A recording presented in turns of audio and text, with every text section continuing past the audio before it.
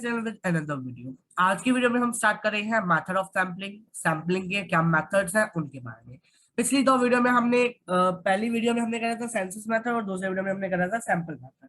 आज की वीडियो में हम स्टार्ट कर रहे हैं क्या मेथड्स हैं सैम्पलिंग के उसके बारे में। पहला आता है रैंडम सैम्पलिंग। रैंडम सैम्पलिंग में क्या है, ये एक ऐसा मेथड है सैम्पलिंग का जिसमें हर एक आइटम जो है यूनिवर्स की उसके पास क्या आता है, इक्वल चांस होता है सैंपल के अंदर सिलेक्ट होने का। दूसरे वर्ड में कहे तो there is an equal probability होती है। इक्वल प्रोबेबिलिटी आपको पता है प्रोबेबिलिटी क्या होती है, कि वो यूनिवर्स के अंदर सिलेक्ट हो सकता है सैंपल के अंदर। यहाँ पर हमारे पास रैंडम सैम्पलिंग में दो मेथड आते हैं। पहला आता है लॉटरी मेथड और दूसरा आता है table of random numbers. Lottery method में क्या होता है, पेपर स्लिप जो है वो मेड की जाती है हर एक आइटम की यूनिवर्स के अंदर।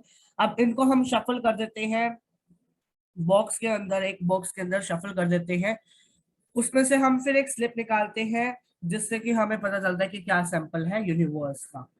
नेक्स्ट आया हमारे पास table of random numbers. Some statistician जो है वो क्या करते हैं, टेबल को प्रिपेयर करते हैं, सेट ऑफ टेबल को प्रिपेयर करते हैं जिसको हम क्या कहते हैं, टेबल ऑफ रैंडम नंबर्स कहते हैं। अब एक सैंपल जो है इसमें से फ्रेम किया जाता है और of all these table, Tippett's table जो है वो वाइडली यूज किया जाता है। टिप्पट्स टेबल जो है वो क्या किया जाता है, वाइडली यूज किया जाता है सैंपल को निकालने के लिए। सेकेंड मैथ, अब इसके मेरिट्स क्या है उसको जानते हैं और डिमेरिट्स क्या है उसको जानते हैं। यही आपकी डिमेरिट्स और मेरिट्स है। मेरिट्स क्या है कि ये जो मेथड है वो फ्री होता है पर्सनल बायस से इन्वेस्टिगेटर की। हर एक आइटम जो होती है यूनिवर्स की उसके पास इक्वल चांस होता है सिलेक्ट होने का। ठीक है, यूनिवर्स जो है वो फेयरली रिप्रेजेंट की जाती है सैंपल से। There is a very simple and straightforward method. Simple और बहुत ही इजी मेथड है ये डेटा को मतलब जो है डेटा को कलेक्ट करने का। डिमेरिट्स क्या है कि ये मेथड गारंटी नहीं करता कि ये प्रोपोर्शनेट रिप्रेजेंटेशन करता है डिफरेंट आइटम्स की यूनिवर्स के अंदर। और जो रैंडम सैम्पलिंग है वो वेटेज कवर नहीं करती है इंपॉर्टेंट आइटम्स को यूनिवर्स के अंदर। ठीक है, सेकेंड आया पर्पोसिव और डेलिब्रेट सैम्पलिंग। पर्पोसिव और डेलिब्रेट सैम्पलिंग कौन सा मेथड है जिसमें इन्वेस्टिगेटर खुद चॉइस बनाता है सैंपल्स की जिसमें उसके ओपिनियंस होते हैं और बेस्ट रिप्रेजेंटेटिव होते हैं यूनिवर्स के।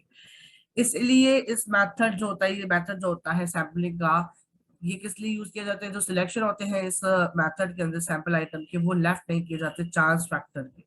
इसलिए इसमें जो है चॉइस जो है वो सिंपली बनाई जाती है। मेरिट्स क्या है और इसकी डीमेरिट्स क्या है उसको जान लेते हैं। इसकी मेरिट्स है कि जो मेथड है वो फ्लेक्सिबल होता है to allow the inclusion of those item जो कि एक स्पेसिफिकल सिग्निफिकेंस रखते हैं अपने।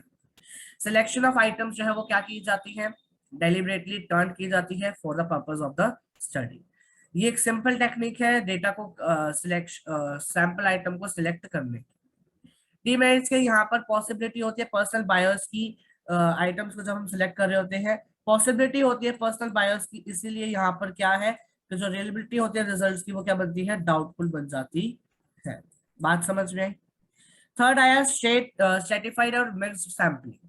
ये मेथड जो है वो जनरली अडॉप्ट किया जाता है जब पॉपुलेशन जो है वो कंसिस्ट करती है डिफरेंट ग्रुप्स को डिफरेंट कैरेक्टरिस्टिक्स के साथ। इस मेथड के अकॉर्डिंग जो पॉपुलेशन है उसको हम डिफरेंट स्टेटा में डिवाइड करते हैं डिफरेंट डिफरेंट कैरेक्टरिस्टिक्स के अकॉर्डिंग। और जो कुछ आइटम जो है वो सिलेक्ट की जाती है स्टेटम में से ताकि जो एंटायर पॉपुलेशन है उसको हम रिप्रेजेंट कर सके। मेरिट्स क्या है इसकी कि जो ये मेथड है वो डाइवर्स पॉपुलेशन यानी डाइवर्स कैरेक्टरिस्टिक को इंक्लूड करता है, कवर करता है पॉपुलेशन की on the basis of diverse characteristic of population. अब इसके बेसिस पर एक कॉम्परेटिव एनालिसिस निकलता है डेटा का जो कि पॉसिबल होता है।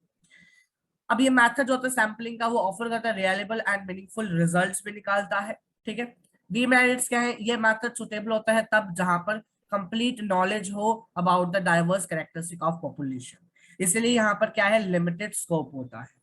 यहाँ पर एक पॉसिबिलिटी होती है बायस की at the time of classification of the population into different strata. अब यहाँ पर क्या है, थर्ड डिमेरिट क्या है, जब साइज होता है जो पॉपुलेशन का वो ऑलरेडी स्मॉल होता है तो यहाँ पर डिफिकल्ट बन जाता है कि डिवाइड करना किसको, इनटू पॉपुलेशन के साइज को स्मॉल पार्ट्स में या स्मॉल स्टेटा में। ठीक है, स्मॉल पार्ट्स और स्मॉल स्टेटा में डिवाइड करने में पॉसिबिलिटी कम होती है।